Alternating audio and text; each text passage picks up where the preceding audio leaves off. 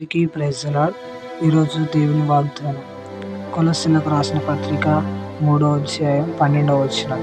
కాగా దేవుని చేత ఏర్పరచబడిన వారును పరిశుద్ధులను ప్రియులైన వారిని తగినట్టు మీరు జాలిగల మనస్సును, దయాళత్వమును, వినయమును, సాత్వికమును, దీర్ఘశాంతము ధరించుకొనుడి. దీనికి అర్థం తెలుసుకుందాం. మనం దేవుని చేత ఏర్పరచబడాలి. నీ హృదయం పరిశుద్ధంగా ఉంచుకోవాలి. ఇతరుల పట్ల తగినట్లు జాలిగల మనస్సును చూపించాలి. వారిపైన దయ చూపించాలి.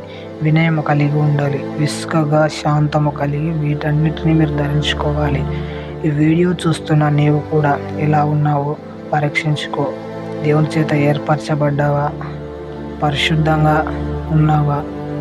ఇతరుల పట్ల ఎలా జీవిస్తున్నావు పరీక్షించుకో. ఈ కొద్ది వాక్యాన్ని దేవుడు దీవించి ఆశీర్వదించును.